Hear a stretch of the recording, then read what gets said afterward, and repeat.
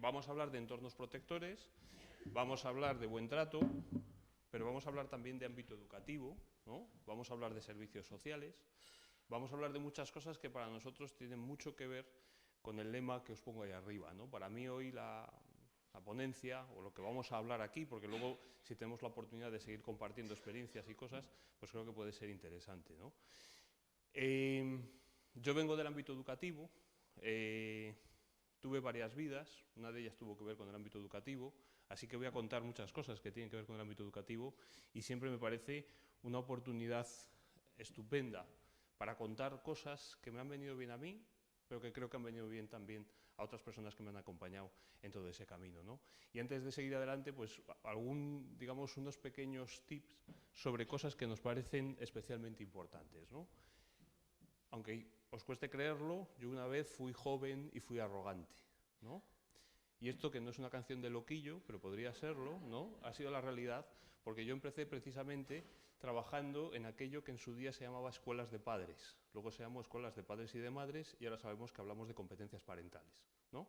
Entonces yo, que no tenía hijos por entonces, ahora tengo dos y estoy muy despistado, ¿no? Pero en aquella época no tenía hijos y alguien dijo que estaba muy bien lo que yo enseñaba. Y básicamente yo le decía a la gente lo que tenía que hacer, ¿no?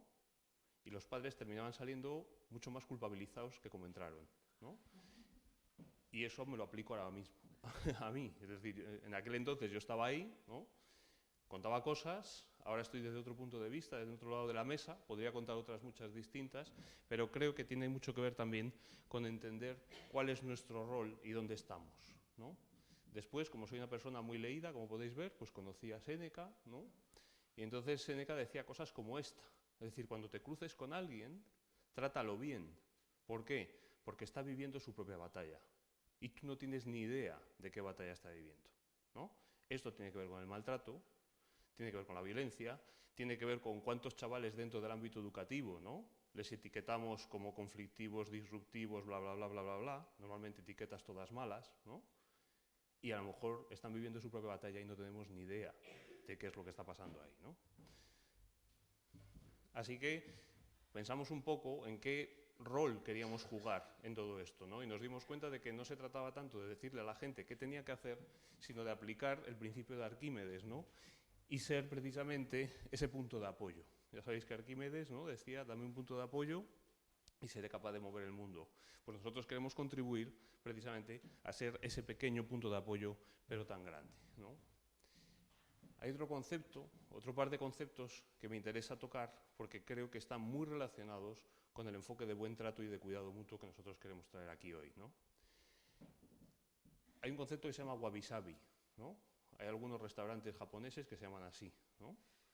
El wabi-sabi es un principio filosófico, estético japonés que tiene que ver con la belleza de lo imperfecto, ¿no? Y aquí, luego hablaremos de esto, yo cuando adoctrinaba a padres y madres, básicamente, que es lo que hacía, les decía cómo ser padres y madres perfectos.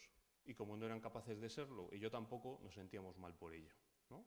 Después aprendí otro concepto, que es el kintsukuroi, que viene a representar esa vasija que tenéis ahí, ¿no? ¿Qué quiere decir? Que cuando se rompe algo, no se tira, se recompone. Y se recompone con hilo de oro, precisamente, para que se vea que se rompió. No sé si me explico. Es decir, no generas algo nuevo o algo que parezca que es nuevo. No, no, perdona, es viejo, es imperfecto, se rompió y lo reconstruimos. Pues esto tiene que ver con el buen trato también y creo que tiene mucho que ver con que en última instancia todos tenemos heridas, ¿no? Todos tenemos trayectoria, todos tenemos pasado y somos fruto de ese pasado, ¿no? Y ese pasado, no por ser pasado y por ser malo, tiene que ser un problema. Así que reflexionamos sobre qué es lo que nosotros queríamos hacer, ¿no? Y qué es un poco lo que estamos haciendo hoy aquí y lo que venimos haciendo parte del currículum que ha leído antes Belén, ¿no?, de la trayectoria. Creamos modelos, es decir, a nosotros nos gusta hablar, ¿no?, de los planos, diseñamos planos, diseñamos los instrumentos necesarios para construir lo que viene en ese plano, ¿no? Fortalecemos capacidades, es decir, damos formación y capacitación a la gente para que sepa usar esas herramientas y construir lo que pone en ese plano. Lo compartimos, ¿no? El otro día entraba en un restaurante y había un cartel que ponía: si vas a ser el primero en algo, prepárate para que te copien, ¿no? Bueno, pues eso es lo que nosotros queremos que nos copien, y no nos va mal, porque nos copian mucho, ¿no? Así que algo habremos acertado. Y sobre todo lo que queremos es hacer todo esto para promover un cambio de paradigma. Un cambio de paradigma que vaya desde el enfoque del maltrato, es decir, centrado en qué es lo que no hay que hacer, qué es lo que hay que evitar, que de eso sabemos un montón, y evolucionar hacia un enfoque de buen trato, que se centra en lo que sí que tienes que hacer, ¿no? Como os decía antes, vengo del ámbito educativo, tuve el privilegio de dirigir un colegio bastante singular en aquel entonces, con una tradición anglosajona muy potente. Ya sabéis que la misión del director en un colegio anglosajón es meter miedo a los niños, básicamente, ¿no? Es decir, aquello de al director es como terrible, es lo último que te puede pasar, ¿no? Bueno, pues yo tenía varios clientes habituales en mi despacho, ¿no? Y desfilaban por allí, oye, ¿qué ha pasado? Pues esto, tal, oye, pues tú sabías que esto no se podía hacer, sí, sí, tal, ¿no? Bueno, ¿y qué vamos a hacer? Me decía, no, me dijo uno, es que todo el mundo me dice lo que no tengo que hacer, pero nadie me dice lo que tengo que hacer. Nadie me dice cómo portarme bien. Todos decimos a los demás cosas como, por ejemplo, no te pongas nervioso, que es lo justo lo que necesitas oír para ponerte más nervioso, ¿no? Pero nadie nos dice cómo tomar distancia de los problemas, cómo respirar hondo, cómo contar hasta 10, hasta 100 o hasta 200 cuando haga falta, ¿no? O, por ejemplo, cómo funciona mi sistema nervioso y las sustancias que se segregan en mi cuerpo ante determinado tipo de situaciones. La ansiedad sabemos que es activación neurofisiológica y sabemos que es el fruto de una interacción que se da entre una serie de sustancias químicas dentro de mi cuerpo. Una serie de sustancias químicas que además, digamos, solamente pueden ir en una dirección. Es decir, solamente pueden cumplir hacer su trabajo. Cuando se segrega, cuando mi cuerpo segrega adrenalina, la adrenalina hasta que no hace su función no va a parar. Por lo tanto, una crisis de ansiedad biológicamente programada no dura más de 5 minutos. ¿Por qué dura más? Porque nadie me ha enseñado que lo que tengo que hacer cuando tengo un subidón de ansiedad es respirar hondo y esperar a que pase, porque va a pasar. No sé si me estoy explicando. Esta es la diferencia entre no te pongas nervioso y te voy a explicar cómo funciona tu sistema nervioso precisamente para que sepas cómo actuar. Cómo actuar o cómo no actuar. Vale. Llegados a este punto, estos son los objetivos de hoy. Lo he cogido, esto es un corta y pega del programa, ¿no? De hoy. Entonces, dice que vamos a hablar de protección integral en el ámbito educativo y de los servicios sociales, ¿vale? Y que aquí lo que queremos constituir es precisamente un punto de encuentro entre profesionales para facilitar la implementación de un marco legislativo que nos habla de muchas cosas, también de entornos protectores, ¿vale? Donde haya transferencia de conocimiento y de ahí tenemos los dos grandes objetivos, que es prevenir y que también tiene que ver con intervenir de manera precoz, detectar lo más pronto posible y hacer cosas, ¿no? Bueno, pues yo lo que sigue a continuación es un pupurri de ideas fuerza que intentan un poco aportar, ¿no?, en todo esto. Vale. Seguimos intentando enfocar el asunto, es decir, de qué vamos a hablar. Y desde mi punto de vista, si vamos a hablar de educación y de cómo todo eso va a interactuar con otro, digamos, conjunto de recursos que vamos a llamar servicios sociales, tenemos que, de alguna manera, empezar a pensar, ¿no? Empezar a darle vueltas a ciertas cosas y, sobre todo, a repensar algunas de ellas, ¿no? Y eso tiene mucho que ver, precisamente, con pensar fuera del tiesto.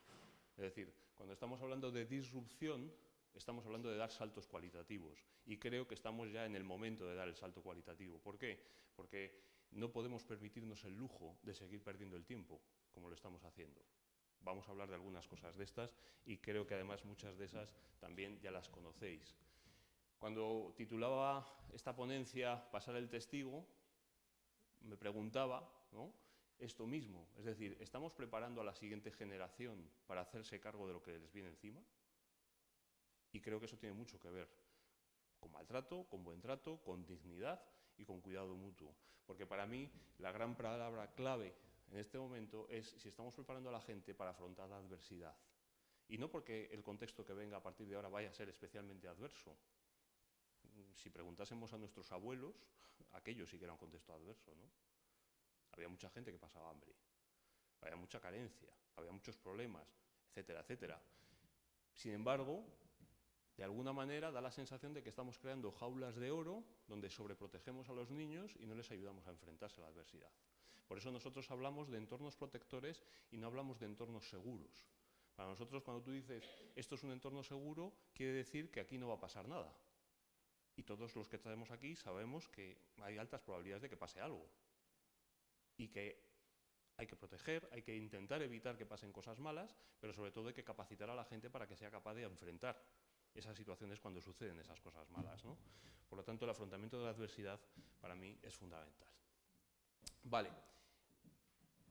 Estamos en una época donde aparecen ciertos conceptos como reciclaje, sostenibilidad, ¿no? Que ahora mismo se llevan mucho, pero que resulta que los inventaron nuestras abuelas, ¿no? Es decir, no son nada nuevo, ¿no? En mi casa no se tiraba nada, todo servía para algo, teníamos un trastero enorme lleno de cosas, ¿no? Que en algún día servirían para algo. Y junto a ese, digamos, ese conjunto de principios, ¿no? De recicla, de austeridad, etcétera, etcétera, aparecía uno que yo creo que se lo inventó mi tía, con la cual yo me crié, pero que creo que lo hemos oído todos, ¿no? Y seguramente lo hemos oído de nuestros mayores. Aquí lo importante es ser buen profesional, pero ser mejor persona. ¿Por qué? Porque aquí no estamos hablando de hacer tornillos, sino que estamos hablando de trabajar con personas y de acompañar a personas en sus procesos. Por lo tanto, un buen currículum es muy interesante, pero no es determinante en esto. Y ahora vamos a ir hablando precisamente de esto, ¿no? Así que os voy a contar algunas cosas. Y en este caso os voy a contar, como estoy aquí arriba, pues soy el que manda ahora, y voy a contaros algunas cosas sobre mi historia, ¿no? Ahí tenéis, ese soy yo, el del gorro. Y la otra es mi tía, con la cual yo me crié, ¿no? Y bueno, en ese proceso de ir creciendo, de ir evolucionando, pues yo tenía un problema, y tenía un problema importante, y era un fracaso escolar galopante, ¿no? Para mí, el profesor de matemáticas era un chamán. Era un señor que hacía magia entre un problema y un resultado. Yo no entendía lo que estaba pasando por el medio, ¿no? Y eso pues, implicó pues, que hubiese gente que de alguna manera creyó que yo, de alguna forma, ¿no? En algún momento podría fructificar y pasar de ser un cafre a ser otra cosa, ¿no? Bueno, ahí se quedó la historia, más o menos logré salir adelante, ¿no? Hasta que un día ya, cuando estaba en Salamanca estudiando psicología, me encontré con este señor, ¿no? Este señor que de lo que yo os voy a contar ahora, hay mucha gente que no lo sabe, no es porque sea oculto, sino simplemente porque no se le presta la atención que yo creo que necesita, ¿no? Y que debería de estudiarse, o por lo menos de tenerse en cuenta cada vez que se hable de algo que tenga que ver con personas, ¿no? Este señor con esa corbata, en primer lugar hay que tener mucha autoestima para llevar esa corbata, está claro, es Robert Stenberg. Robert Stenberg es una de las autoridades mundiales, no solamente, digamos, mundiales, sino históricas, ¿no? En el estudio de la inteligencia. Es decir, ahora mismo conocemos mucho a Gardner, ¿no? Y las 8 inteligencias y todo esto, pero Stenberg se centró en estudiar una parte de la inteligencia que se llama sabiduría. Es decir, cómo la gente es sabia. No cómo la gente es inteligente, sino cómo la gente es sabia. Bien, y desarrolló un modelo, una teoría que se llama la teoría triártica de la inteligencia, ¿no? Básicamente viene a decir, la inteligencia tiene 3 grandes dimensiones, tiene una dimensión analítica, ¿no? De analizar la realidad, una dimensión creativa, que es precisamente formular nuevas ideas, ¿no? Nuevas soluciones, y luego una parte aplicada, es decir, necesitas, para ser inteligente necesitas las 3 cosas. Hay gente que tiene una inteligencia analítica tremenda, ¿no? Pero no le digas nada de la práctica. Hay gente que tiene una inteligencia práctica espectacular, pero no le digas nada de la teoría, no sé si me explico. Sin embargo, precisamente, la sabiduría es la conjunción de las 3, ¿no? Y aquí tenéis una aplicación concreta de la inteligencia al contexto. Es decir, la sabiduría es la aplicación de la inteligencia al contexto. ¿Bien? Cuando yo me trasladé a un pueblo para vivir con mis hijos, ¿no? Pensando que iba a ir a un lugar idílico donde los niños podrían jugar, bla, bla, bla, me encontré con un cartel que decía prohibido jugar al balón y prohibido ir en patinete, que es lo que pone ahí. Y alguien muy inteligente y muy sabio dijo, bueno, pues si no podemos hacer una cosa, haremos otra, ¿no? Lógicamente. Vale. ¿Qué es lo que dice Stenberg de la sabiduría? Es la aplicación de la inteligencia, la creatividad y el conocimiento, ¿vale? Lo que hemos hablado antes, al bien común, es decir, a buscar soluciones, no para mí, sino entendiendo que formo parte de un colectivo, ¿bien? Logrando que el balance entre mi interés intrapersonal, mi interés personal y el interés del colectivo en el que yo estoy, ¿vale? Se equilibre a corto, medio y largo plazo. Actuar de una manera que solo se centre en mis intereses o solo se centre en los intereses del colectivo y no ser capaz de pensar a medio o corto plazo sobre las consecuencias que eso va a tener, es de tontos. y estamos constantemente tomando decisiones de tontos. Bien porque priorizamos una cosa, bien porque priorizamos otra, o porque se nos olvidan las consecuencias a medio y largo plazo. Fijaros, solución de problemas a largo plazo. El corto plazo no sirve. Bueno, pues esto creo que tiene mucho que ver con la educación, creo que tiene que ver mucho que ver con el buen trato y creo que tiene que ver con muchas cosas. El ámbito educativo es un ámbito donde constantemente tomamos decisiones a costa de los niños, sin contar con los niños por su bien, ¿no? Vale, pero lo interesante de Stenberg no es esto. Es decir, no os he traído esta historia por esto, sino por lo que va a venir a continuación, ¿no? Además, este tema de la sabiduría, lógicamente, no es nuevo, ¿no? Ahí tenéis a Confucio, que ya nos estaba diciendo de qué va esto, ¿no? Caminos a la sabiduría, 3. Imitas a alguien, piensas o metes los dedos en el enchufe. Es decir, la experiencia vital es fundamental en todo esto. Por lo tanto, aparece ya otro ingrediente más de lo que luego vamos a cocinar con esa intención de que nos salga una especie de soufflé de buen trato, ¿no? La experiencia, la dimensión experiencial. El valor que para mí tiene Stenberg, aparte de como autoridad en el ámbito del estudio de la sabiduría y de cómo la sabiduría, es decir, que nos podríamos preguntar mucho si estamos educando a los niños para ser sabios, o estamos educando a los niños para ser inteligentes, o estamos educando a los niños para que contesten exámenes, que esa es otra cosa también, de la cual podríamos hablar, ¿no? Lo grande de Stenberg para mí y que me permitió abrir las puertas a muchas cosas que vinieron después fue encontrarme con su biografía, con su autobiografía. Y Stenberg tiene un capítulo, os recuerdo, que es una autoridad histórica en el estudio de la inteligencia y la sabiduría. Tiene un capítulo de esa autobiografía que se titula Mi vida como un imbécil. Stenberg resulta que tenía problemas para aprender. Y eso es lo que le llevó precisamente a interesarse por la inteligencia y por la sabiduría. Pero la clave no estaba ahí, sino que en un momento dado alguien creyó en él. Pese a que era un cafre, alguien dijo, algo se puede sacar de este chico. Esto, a día de hoy, tiene muchísimos nombres, ¿no? Podríamos empezar por uno que es tutor de resiliencia, por ejemplo, y la importancia que esto tiene. Obviamente que una persona como Stenberg hable de esto, ¿no?, nos lleva a reflexionar sobre muchas cosas, porque en el fondo, digamos, lo que estaba sucediendo, lo que se estaba cocinando, ¿no?, por parte de Stenberg, pero no solamente por parte de Stenberg, sino de aquella profesora que creyó en él, era esto que estamos hablando aquí.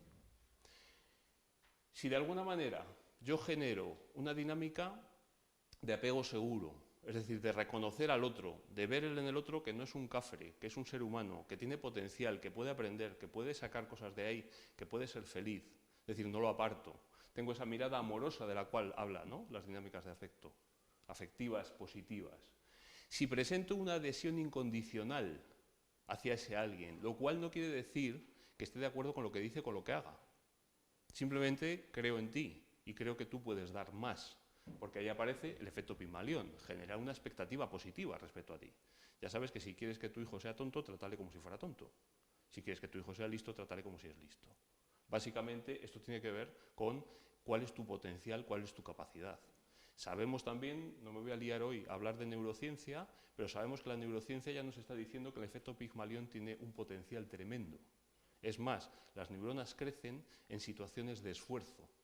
De la misma manera que la salud, por ejemplo, mejora cuando tú sometes al cuerpo a un esfuerzo. Es decir, no vale con hacer 4 carreritas por ahí, sino con intervalos de intensidad. Pues esto pasa exactamente igual con el cerebro y con las neuronas. Es decir, si tú a tu cerebro le expones a retos que le van a costar, que le van a poner al límite, tu cerebro se va a fortalecer y va a crecer. Todo esto tiene mucho que ver con cosas que hablaremos después. Apego seguro, efecto Pigmalión, experiencia de fracaso. Es decir, las expectativas de éxito no tienen que ver con el éxito, tienen que ver con qué puedes hacer tú en esta situación. Y seguramente vas a fracasar. Y no pasa nada. ¿Os acordáis de la vasija esa que estaba rota, no? Vas a fracasar, te vas a romper, te vas a caer. No pasa nada, te vamos a recomponer y te vamos a enseñar a que tú te recompongas. Fijaros, eso ya nos suena a otro concepto del cual vamos a hablar después, que es la famosa resiliencia, ¿no? Experiencia de límite, es decir, no todo vale, hay unas reglas del juego, ¿no? Es decir, mi adhesión es incondicional a ti, pero no puedes hacer lo que quieras, ¿no?, porque tenemos unos límites y esos límites me los va a marcar la convivencia con los otros, y eso da lugar precisamente a esa resiliencia. Y ya sabemos que eso, precisamente, se llama buen trato. Es decir, hacer esto es buen trato. Vale, y ahora con esto, por eso os pongo ahí recetario para dummies, ¿no? Lo podríamos aplicar a cualquier cosa que quisiésemos. Por ejemplo, un problema de matemáticas. Estamos muy acostumbrados, especialmente en la escuela, a que la cabeza va por un lado, viene el profesor de matemáticas, hace magia, pum, ahí lo tienes, y luego viene otro señor, otra señora, que normalmente es del departamento de orientación, a hablar de autoestima. Como si el problema de matemáticas y autoestima fuesen dos realidades distintas. El problema de matemáticas es una prueba de fuego para tu autoestima. No hay nada más resiliente que enfrentarse a un problema de matemáticas. Hablo de un problema de matemáticas porque es mi trauma. Podría estar hablando de análisis sintáctico, podría estar hablando de historia, podría estar hablando de química, podría estar hablando de un montón de cosas. Aplicar todo esto a solución de un problema de matemáticas se resume en una frase, que es: creo que lo puedes hacer, yo voy a estar a tu lado acompañándote, tienes mi apoyo incondicional, seguramente metas la pata, no pasa nada porque volverás a empezar. Que es lo que hacemos todos cuando haces un problema de matemáticas. De hecho, a día de hoy ya sabemos que un problema de matemáticas es un algoritmo que tú sigues por un camino, te equivocas, vuelves hacia atrás, sigues por otro camino y así hasta que encuentras la solución. Y encima luego hay una cosa estupenda que es hacer la prueba, ¿no? Si tú haces una división, y en mi época se hacía la prueba. Entonces no hacía falta que el profesor te la corrigiese, te la habías corregido tú. Eso se llama autorregulación. Pues ahí lo tienes. Aplícatelo a lo que te dé la gana. Es decir, ¿quieres hacer buen trato? Ahí lo tienes. Ya está. El resto es el día a día. Y esto es lo que creo que se debería de estudiar en las facultades siempre que estemos hablando de personas. Y como estamos hablando de educación, voy a aprovechar también para soltar otra, que es esta. Tenemos departamentos de didáctica, ¿bien? Que es como aprender mejor. Pero resulta que ya sabemos desde hace miles de años que el aprendizaje es una cuestión básicamente emocional. No es una cuestión cognitiva, no es una cuestión intelectual. Yo aprendo lo que me da la gana, no lo que tú me enseñes. Y creo que todos los que hemos pasado por la escuela sabemos de esto. Sin embargo, se nos llenan los departamentos de las universidades y de los institutos y de los colegios con departamentos de didáctica. Es decir, nos esforzamos en enseñar cada vez mejor, en lugar de generar curiosidad. Por lo tanto, deberían de existir no departamentos de didáctica, sino laboratorios de curiosidad. Porque lo que hace que yo aprenda es que yo tenga ganas de aprender. Y a día de hoy, no te digo nada, con el chat GTP las ganas de aprender se te han quitado directamente, ¿no? Das ahí al botoncillo y eso no solamente los alumnos míos de la universidad lo hacen para hacer trabajos, sino que es que me he enterado que lo hacen los consultores también, ¿no? Y hay gente que se prepara ponencias con el chat GTP, que ya me parece el colmo, ¿no? Vale, pero la clave está ahí, es decir, hemos puesto la solución donde no es. No tengo muy claro por qué, seguramente porque tenemos una mala definición del problema. Y esto creo que es lo que pasa también cuando hablamos de buen trato y maltrato. Creo que los programas de prevención no funcionan porque no están bien enfocados, no están bien definidos. Y aquellos que logren focalizar bien el asunto tendrán el éxito. Por lo tanto, fijaros cómo estamos constantemente haciendo cada vez más dependientes a los niños, a las niñas y a los adolescentes de la didáctica. Rollo virtual, presentaciones en 3D, dibujitos, muñecos que salen y que entran, que te subrayan el texto. Es decir, resulta que yo para aprender dependo de la didáctica. Cuando antes, los que tenemos ya cierta edad, te ponían un tocho delante y te decían esto. Y tú te tenías que buscar la vida aplicando estrategias de aprendizaje y técnicas de trabajo intelectual para desentrañar el contenido que había ahí y aprenderlo e internalizarlo, ¿no? Y sin embargo, fijaros, cada vez somos más esclavos de la didáctica y somos totalmente ajenos a la curiosidad, cuando el motor del aprendizaje es la curiosidad. Entonces tú motiva a la gente, crea curiosidad en ellos y ellos aprenderán solos. Nunca en la historia se ha podido aprender de manera más autodidacta que ahora, y cada vez más, ¿no? Es decir, la clave ya no está, para nosotros por lo menos, en la didáctica. ¿Qué pasa? Que poner el peso en la didáctica y no en la motivación, para nosotros es maltrato. ¿Por qué? Porque estás generando dependencia, no estás generando autonomía. Vamos a hablar de eso también. Vale. Obviamente, todo lo que estamos hablando de entornos protectores, pues de alguna manera hay que abordar el concepto de buen trato, ¿no? de violencia. Además, un poco está en el título de lo que voy a hablar, ¿no? Entonces se supone que tengo que hablar de esto también. Vale, me gustaría hablar de algo, digamos, que permita generar comprensión de cómo nosotros lo entendemos y, digamos, pueda ser fácilmente aplicable lo que nosotros planteamos, ¿no? Es decir, hay definiciones que están hechas para no entenderse, ¿no? No te digo nada las jurídicas, ¿no? Las que vienen en los textos jurídicos. Entonces vamos a intentar dar una definición operativa de violencia. ¿Bien? El concepto nuclear de todo lo que tiene que ver con violencia y buen trato para nosotros, y digo para nosotros porque esto yo he venido a hablar de mi libro, no sé si me explico. Es decir, este es mi punto de vista, no tenéis por qué estar de acuerdo.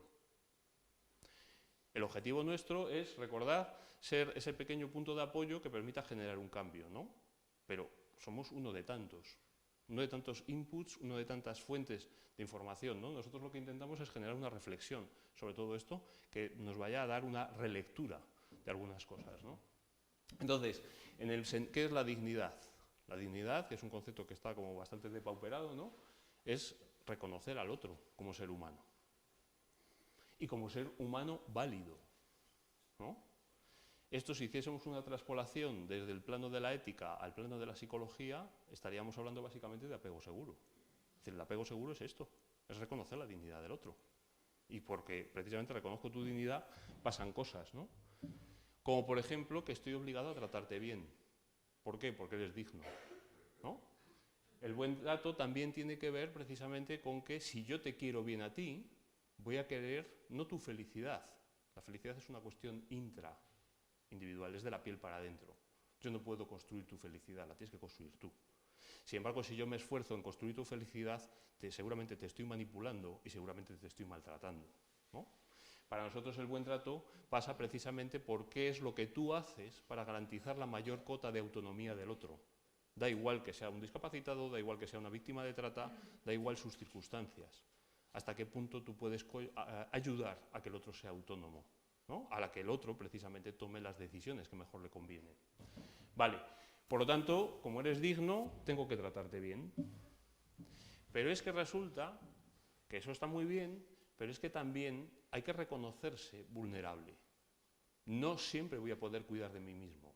Voy a necesitar que otros cuiden de mí. Por lo tanto, esto del cuidado mutuo y, por lo tanto, esto del buen trato es recíproco. Yo no solamente te tengo que tratar bien porque seas digno, sino que también te tengo que tratar bien porque estamos juntos en un contexto de vulnerabilidad. Hoy por ti, mañana por mí. ¿Os acordáis de Séneca, no? Y aquí aparece el concepto de violencia.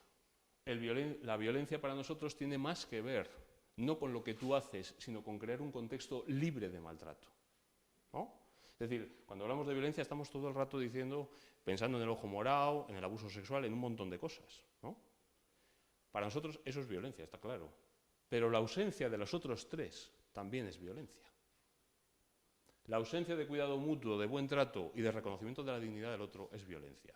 Y os voy a poner un ejemplo que creo que todo el mundo, cuando lo voy paseando por ahí el ejemplo, creo que la gente lo entiende bastante bien.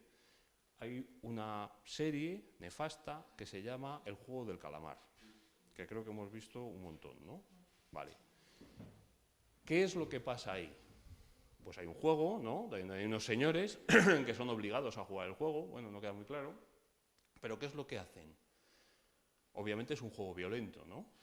La gente muere, básicamente. ¿Cómo se hace eso? Despersonalizando a la gente.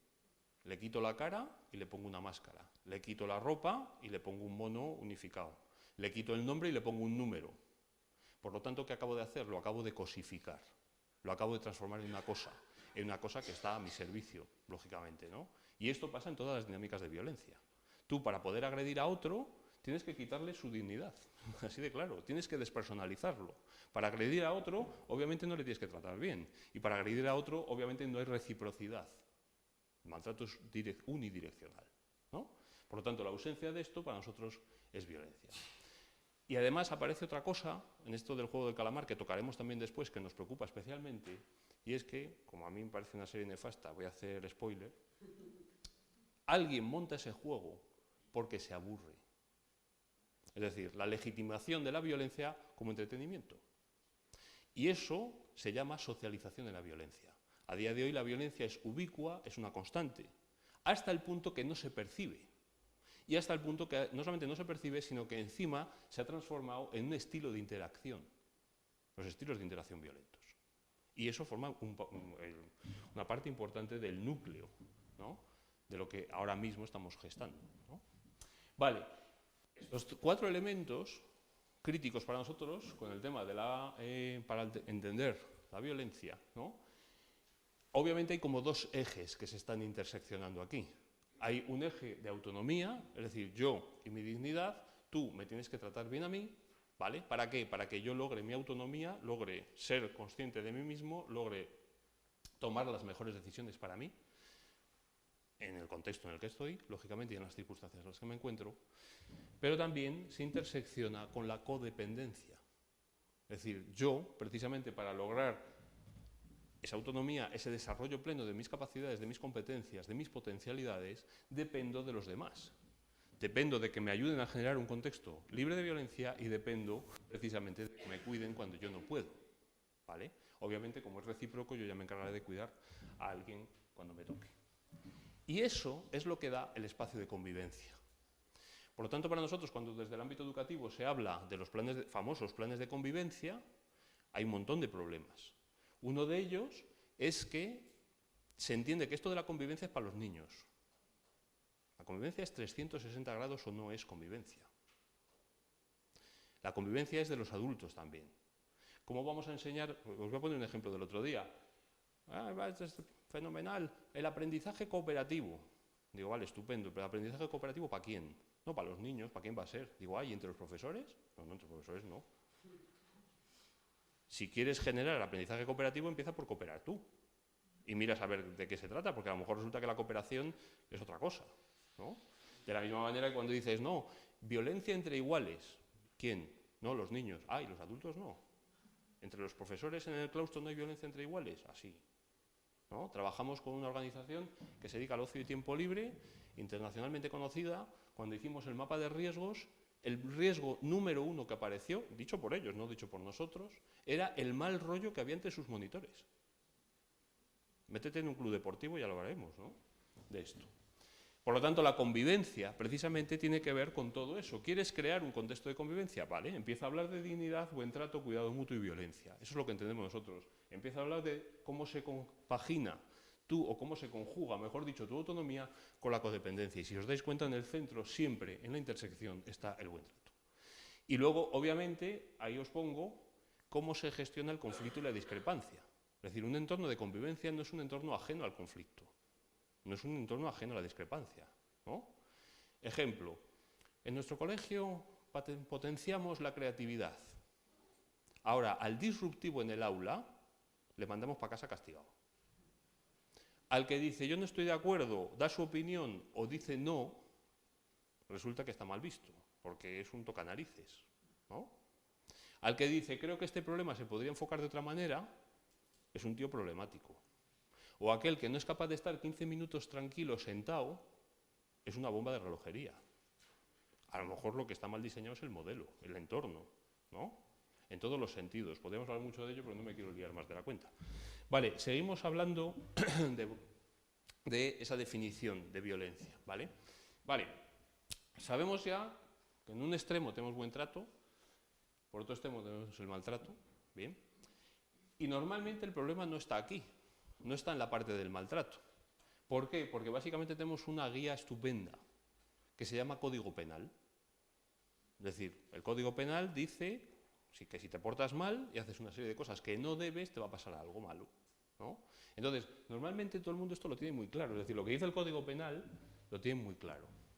Lo que no tienen tan claro es que hay un continuo constante entre buen trato y maltrato. Entender este lado es bastante fácil, esto es lo que no tienes que hacer. Entender el otro lado, es decir, qué es lo que sí que tienes que hacer, no está tan claro. Pero sin embargo existe un continuo. Ahora, la cosa se complica, porque normalmente el problema no lo tenemos en el maltrato, en el polo extremo del maltrato. Lo tenemos en una nebulosa que hay antes del maltrato, que nosotros llamamos trato inadecuado. Perdón, y ahí es donde o nos cuesta muchísimo ponernos de acuerdo. ¿Qué es trato inadecuado? ¿Qué es maltrato? Lo tenemos muy claro, porque lo dice el Código Penal. Vale, ahora vamos a una nebulosa, a hablar de cosas como, por ejemplo, a mí no me importa que me insulten. Esto es trabajando en centros de protección de menores, ¿no? Hay educadores que dicen, no, a mí que me pongan verde los niños no me importa. Y otra dice, pues a mí que me insulten me pone de los nervios. Vamos a ponernos de acuerdo, ¿no? ¿Dónde está el punto del trato inadecuado? Hay un montón de cosas, ¿no?, que se hacen que no son adecuadas, como por ejemplo chillar a un niño, ¿no? En el Código Penal no habla de que chillar a un niño sea suficiente como para meterte en la cárcel. El problema no es tanto ese, sino que hay determinados contextos donde chillar a un niño está bien visto. Y no te digo nada si eres mi entrenador. Y no te digo nada si estás en un equipo que puede llegar a algo en algún momento, que es mentira, porque ninguno va a llegar a nada, ¿no? Y no te digo nada si encima mis padres lo ven bien. El fin de semana pasado hemos estado, uno de mis hijos juega baloncesto, en una final autonómica de baloncesto, con 4 equipos, una final a 4, donde la entrenadora de un equipo era una auténtica energúmena. Hasta tal punto que los padres del otro equipo le dijeron, haz el favor de tratar bien a los niños. Pero es que los que se quejaron no eran los suyos, no sé si me explico. No eran los de su equipo, eran los demás, que estábamos todos mirando y diciendo, ¿esta señora qué la pasa? O sea, que se tome la medicación o algo así. Y luego hay otra falacia, y es que si no te maltrato, es suficiente. Desde nuestro punto de vista, no hay contexto neutro. O vas para un lado o vas para el otro. Y normalmente nos quedamos ahí en el trato inadecuado, ¿no? Por lo tanto, buen trato es ponerse de acuerdo. Buen trato es sentarse, no que venga un experto a decirte lo que tienes que hacer, sino que te ayuda a pensar para operativizar qué entendemos aquí por buen trato, qué entendemos aquí por maltrato, qué entendemos aquí por trato inadecuado. Y en el momento en que empecemos a ponernos de acuerdo con todo esto y entendamos que una parte de las cosas que hacemos en el día a día está fluctuando ahí, y empecemos a darnos cuenta de qué es lo que cae en el saco del trato inadecuado, a partir de ahí empezaremos a cambiar. Ahora, esto es como las famosas escuelas de padres, ¿no? Es decir, los que no me preocupan los que vienen, me preocupan los que no vienen. Pues esto es suficiente, es decir, con tener esto en la cabeza es suficiente para hacerlo mejor. Porque esto lo único que implica es pararse un momento a pensar, ¿no?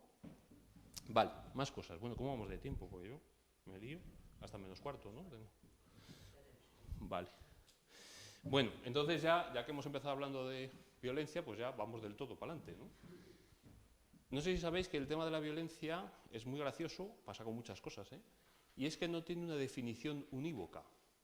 Es decir, depende de la fuente que consultes, hay una definición que pone el acento en unas cosas o en otras. Lo bueno que tiene eso es que tú puedes hacer la tuya.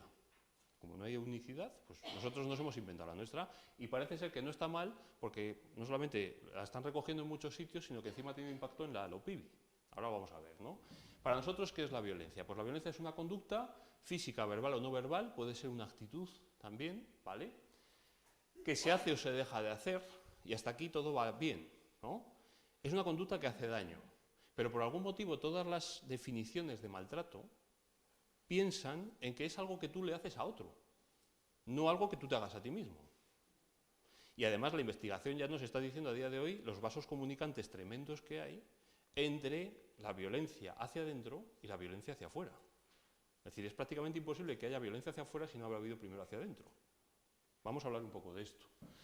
¿A qué niveles se crea daño hacia mí o hacia los demás? A nivel físico y emocional, eso lo tenemos clarísimo, están todas las categorías, ¿no? Pero luego empiezan a aparecer cosas que a mí me parecen un poco sospechosas. Por ejemplo, no se habla de la violencia de carácter cognitiva. Ejemplo, no atender las necesidades educativas de un alumno. O sea, le estás abocando a ser un desgraciado, así de claro. Sabes que ese alumno, por encima o por abajo, no sé si me explico, ¿no? Yo esto lo digo muchas veces. Sigue habiendo profesores en la escuela que dicen, yo doy clase para el alumno medio. Es decir, cojo la campana de Gauss, ¿no? Y entonces lo que está por debajo, lo que está por encima es problema del departamento de orientación. Claro. ¿Cuántos de los que están por encima? Yo obviamente estaba en los que estaba por abajo, pero tuve la suerte de que no me dejaron caer, sino que alguien dijo, algo podemos sacar de este zoquete, ¿no? Y por eso estoy aquí. Pero básicamente, no reflexionar sobre eso es un drama. Y estamos hablando de los que van por abajo, pero podemos hablar de los que van por arriba, ¿no? El otro día estaban empezando a salir, digamos, estadísticas, ¿no?, sobre chavales con altas capacidades, etcétera, etcétera, donde el sistema educativo les constriñe, ¿no? Y además luego se hacen cosas mal, ¿no? Aprendizaje colaborativo, vale, vamos a hacer equipos mixtos, el listo con el menos listo. ¿Quién va a hacer el trabajo? El listo. Y eso te lo dicen los propios chavales. Es decir, la cuestión no es eso, no es juntarles, porque además tiene que ver con otra cosa, tiene que ver con valores, tiene que ver con otro rendimiento. Y encima luego dice, joder, ¿cómo no voy a hacer yo el trabajo que soy el listo? Si es que luego la nota va a medias. Yo quiero sacar buena nota porque soy el listo. Entonces, le convenzo a este y este está encantado. Ya está, hemos hecho un buen trato, ¿no? Cognitivo. Podríamos hablar de atender las necesidades educativas, pero podríamos hablar también de cualquier otra cosa que tenga que ver con el aprendizaje. Ejemplo para mí crítico y que creo que nos deberían de meter en la cárcel a todos. Aprender a aprender. Están saliendo miles y miles de niños de la escuela que no son capaces de aprender por sí mismos. No son capaces de tener las estrategias necesarias para aprender de manera autónoma. Y luego se nos llena la boca con el aprendizaje a lo largo del ciclo vital. No sé si me explico, es decir, no, es que ya no vale con aprender a la escuela, vas a cambiar de trabajo 18.000 veces y entonces los top, dentro de 30 años, van a ser los que tengan capacidad de adaptación y de aprendizaje. ¿Y dónde se estudia eso? Porque en la escuela no. Es más, en la escuela me dicen, me subrayan y me dicen lo que tengo que subrayar y me dicen cuáles son las palabras clave. No me ayudan a tirarme media hora pensando sobre cuáles son las palabras clave, por ejemplo. Vale, también hay daño a nivel social y relacional, la exclusión, la pobreza, etcétera, ¿no?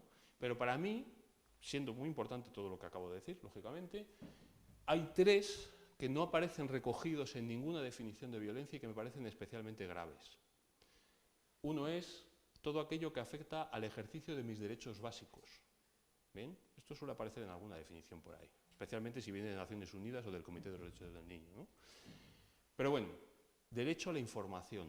O sea, todos tenemos muy claro este tema del derecho a la protección, al desarrollo y el derecho a la libertad, el derecho a la toma de decisiones, el derecho a la información, el derecho a que tú me dosifiques la información para que yo la pueda entender y yo la pueda procesar, el derecho a la participación. Bueno, y así luego cogemos y llegan con 18 años y les decimos, y ahora a votar, como si supiesen lo que hacen, ¿no? Claro, no hemos trabajado todo lo anterior previamente, pues luego no salen así las cosas.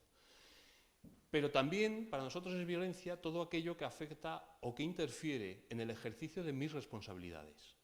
Y esto lo estamos viendo a día de hoy. No hay consecuencias. Se hacen cosas sin consecuencias. Pero eso, que tiene que ver con el ejercicio de las responsabilidades, tiene que ver con una palabra crítica que se llama sobreprotección. Sabemos que la sobreprotección envía un mensaje por arriba, el que tú ves, que mola mucho, que es me preocupo por ti, pero luego hay otro que va por debajo y es me preocupo por ti porque tú no puedes hacerlo. Totalmente incapacitante, ¿no? La incapacitación o la deslegitimación. ¿Qué vas a decir tú que eres un niño? Y aquello que afecta también al ejercicio de mi autonomía. Que el ejercicio de la autonomía no es hacer lo que me dé la gana, sino asumir las consecuencias de lo que me dé la gana. No sé si me explico. He hecho A, por lo tanto asumo las consecuencias. Por lo tanto, el ejercicio de la autonomía y el ejercicio de las responsabilidades van juntas. Sin embargo, estamos creando un mundo donde la autonomía cada vez es menor, ¿no? No solamente ya en cuanto a la disidencia del pensamiento único, por ejemplo, que esto lo vemos incluso en la Universidad de Sevilla, sino que también tiene que ver, fijaros, con la coacción o la creación de relaciones de dependencia, ¿no? Que se dan dentro de la pareja, pero también se dan en las relaciones paterno-filiales, se dan en las relaciones de grupo, etcétera, ¿no? Uno de mis hijos tenía un entrenador de cierto nivel ya la cosa, ¿no? Donde decía, yo en el campo no tengo 11 niños, tengo 11 gladiadores. Y se quedaba tan contento, ¿no? Obviamente él gestionaba el equipo como una panda de gladiadores. Entonces había ritos iniciáticos, o sea, lo único que le faltaba era tatuarse el logo del equipo aquí, ¿eh? Eso tiene que ver precisamente con las relaciones de dependencia, no sé si me explico, es decir, y el mensaje que había era, tú tienes sentido en función de tu equipo. Tú eres equipo, tú eres tu equipo, bla, bla, bla, bla, bla. Bueno, de ahí al lavado de cerebro son 2 minutos, ¿no? Obviamente todo lo que tiene que ver con las relaciones de manipulación. tiene que ver precisamente con mermar mi capacidad, ¿no?, de ejercer la autonomía. Más cosas. Bueno, pues lógicamente, ¿quién puede ser el agente? Pues puede ser el agente de causante, ¿no?, digamos, de todas estas modalidades, de todos estos niveles de daño y de violencia, pues lógicamente las personas, pero también los colectivos, ¿no?, también las administraciones, esto ya lo sabemos, ¿no? Vale, bueno, en última instancia, para nosotros, violencia es todo aquello que no sea tratarnos bien. Vale, 5 minutos. Tratarnos bien a nosotros mismos o tratar bien a los demás. Vale, me voy a otra cosa. Bueno, la presentación os la dejo, o sea que voy a saltarme un montón de cosas, porque como me parece todo interesante. ¿Qué nos parece aquí? Hay que señalar, cuando hablamos de violencia, ¿por qué hay el famoso artículo aquel de por qué los programas de prevención no previenen? Porque muchas veces está mal definido, ¿no?, qué es lo que quieres prevenir. Tenemos violencia que va hacia afuera, bien, ya lo sabemos, entre iguales, ascendente o descendente, fenomenal, no hay problema. Empezamos con los problemas, violencia que va hacia adentro.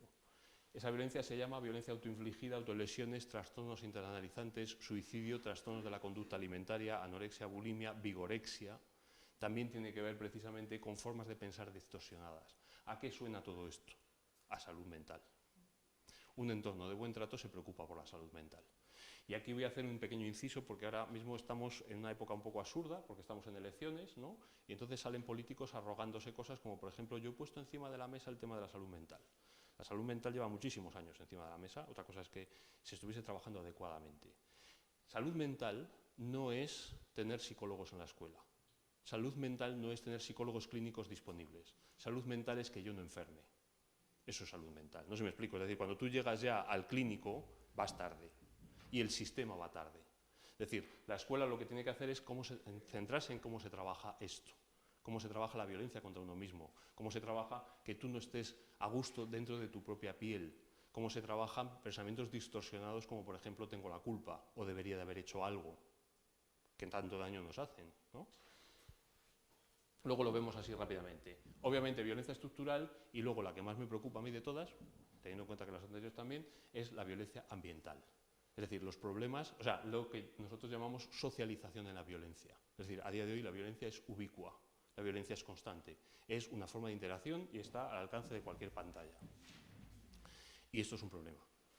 Porque antes la violencia, es decir, hablaba al principio, ¿no?, de mi ponencia en el título, ¿no? Es decir, si estamos preparados para pasar el testigo a la siguiente generación en un contexto etéreo, ¿no? No sé si habéis oído hablar ya del mundo líquido, ¿no?, con Bauman, ¿no? Habla un poco de esto también. Es decir, cuando yo era pequeño, los buenos eran los buenos, los malos eran los malos. Ahora los malos tienen sentimientos y normalmente un trauma, y entonces al final los niños quieren ser el malo, no quieren ser el bueno, ¿no? En mi mundo los valores eran cúbicos, cristalinos y sólidos. Ahora mismo son hasta etéreos, ¿no? Las relaciones de amistad, las relaciones de pareja, la fidelidad, que no tiene nada que ver con la pareja, tiene que ver con el estar al lado del otro, ¿no? Todo ese tipo de cosas han cambiado. Por lo tanto, para mí hay que tener muy claro a dónde queremos atacar, ¿no? Y a lo mejor, pues yo es un ejemplo que me han oído 1000 veces hablar de esto. Mis hijos van a un colegio donde el tema este de la corresponsabilidad, la igualdad, lo tienen muy trabajado, hasta que llegan las fiestas del colegio y les ponen reggaetón y trap. Y les digo, os acabáis de cargar todos los talleres que lleváis dando la brasa todo el año. Porque si mis hijos tienen que poner en la balanza el rollazo que les sueltas en clase, con la igualdad, y un vídeo de C. Tangana, con el tipo de tías buenorras que salen ahí, sexualmente disponibles, los hombres con unos atributos de poder que manejan dinero, fuerza física y cochazos, me quedo con los vídeos.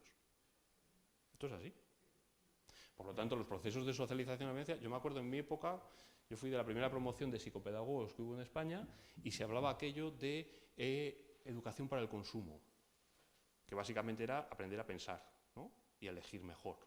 Eso ha desaparecido. El pensamiento crítico ha desaparecido del ámbito educativo, ¿no? Vale, bueno, me voy a saltar un montón de cosas porque sí que querría enseñaros una cosa. Bueno, esto es otro de esos fogonazos para que os quede ahí. Como nosotros vamos de disruptivos, pues nos inventamos cosas. Por ejemplo, el concepto de innovación vintage, ¿no? Nosotros pensamos que la innovación está mal pensada o mal entendida. Se entiende como una carrera hacia lo nuevo, en lugar de un proceso que va hacia atrás. Es decir, para nosotros innovación es hacer cada vez mejor lo que ya hacías bien. No nuevas cosas, nuevas formas de hacer las cosas. Hay un montón de cosas que estamos haciendo ya bien y se trata de aprender a hacerlas mejor. Vale, más cosas. Bueno, esto es un poco, ya lo hemos hablado, las 3 dimensiones sobre las cuales nosotros nos basamos. Tiene que ver con la protección, el buen trato, el tema del cuidado mutuo. Un segundo, ya termino. Y es cuando nosotros trabajamos con niños, niñas, adolescentes, da igual el contexto, ¿no? Y da igual que estemos en servicios sociales, que estemos en una asociación de ocio y tiempo libre, en un equipo deportivo o en la escuela, ¿no? La pregunta del final, la pregunta última, esa pregunta vintage que nosotros nos hacemos hacia atrás, es, bueno, vamos a ver, ¿esto para qué sirve? ¿Para qué estamos aquí? ¿Los niños están en la escuela para ser catedráticos? No. Los niños están en la escuela para vivir sus vidas, para vivirlas de forma responsable, para ser conscientes de lo que hacen. En última instancia, mandamos a los niños a la escuela y a un montón de sitios a que aprendan a cuidar de sí mismos, a tomar las mejores decisiones para ellos. Y me da igual que estemos hablando de la escuela o estemos hablando, por ejemplo, de víctimas de trata que han sido explotadas sexualmente, que han sido drogadas con drogas de mala calidad y que tienen un deterioro cognitivo irreversible. Esas personas, la dignidad que nosotros depositamos en esas personas, o la reconocemos, mejor dicho, en esas personas, nos lleva a decir, pese a tus limitaciones, te voy a capacitar todo lo posible para que seas lo más autónoma posible en tu vida. Pues eso mismo con los niños.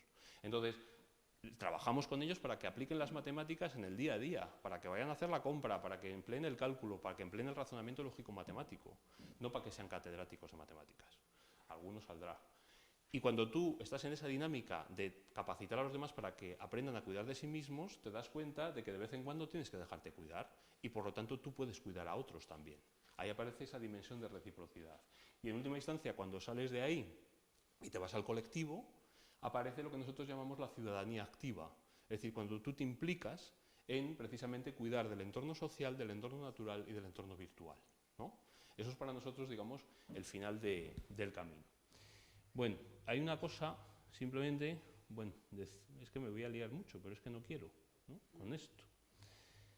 Vamos a ver. Bueno, quería hablaros del tema de la resiliencia, porque para mí es un poco donde se sintetiza todo esto que estábamos hablando.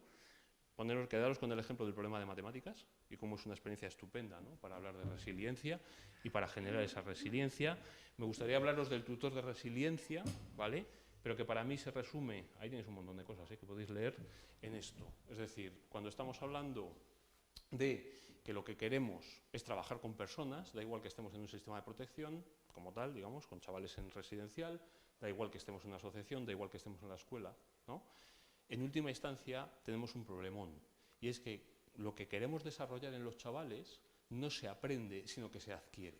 Es decir, la resiliencia y el apego seguro no se aprenden porque tú vayas a clases de resiliencia y de apego seguro. Se aprenden porque tú entras en contacto con una persona resiliente y que tiene apego seguro y que te lo genera. Nadie da lo que no tiene. Por lo tanto, para nosotros, si vamos a contratar gente o vamos a buscar gente para que trabaje con gente, da igual dónde esté, debería de cumplir estos 4 criterios. Traer en la mochila experiencias de apego seguro, no puedes dar lo que no tienes. Traer en la mochila experiencias de resiliencia, entendiendo, que me hubiese gustado dedicarme un rato a esto, que la resiliencia se explica mal. La resiliencia viene del trauma. No puede haber resiliencia sin trauma. No hay resiliencia si no la has pasado mal. Y sin embargo damos talleres de resiliencia. Estamos equivocándonos. Obviamente esperanza y optimismo. El optimismo también se explica mal. El optimismo no es la vida es rosa. El optimismo es puedo hacer algo. Ni siquiera el optimismo tiene que ver con tener éxito. Tiene que ver con mi expectativa de que puedo hacer algo. El que tenga éxito o no, a lo mejor no depende solamente de mí. Y en último lugar, sentido del humor. Si no tienes sentido del humor, no te dediques a trabajar con personas, ¿no? Vale. Me gustaría contaros miles de cosas, pero me voy a ir directamente a las 2 diapositivas finales, ¿no? Es decir, sabemos, ¿no? Esto lo hemos dicho 1000 veces, ¿no? Esto es precisamente lo que yo no hacía cuando empecé a trabajar, ¿no? Quería generar padres perfectos en serie. A día de hoy ya sabemos que los niños no necesitan padres perfectos, solo buenos padres. Los niños no necesitan profesionales perfectos, solo buenos profesionales. Y los buenos profesionales nos equivocamos todo el día. Y aquí está, digamos, la ley de mi tía Pilar, que os decía antes, ¿no? Necesitamos buenos profesionales, pero mejores personas. Gracias.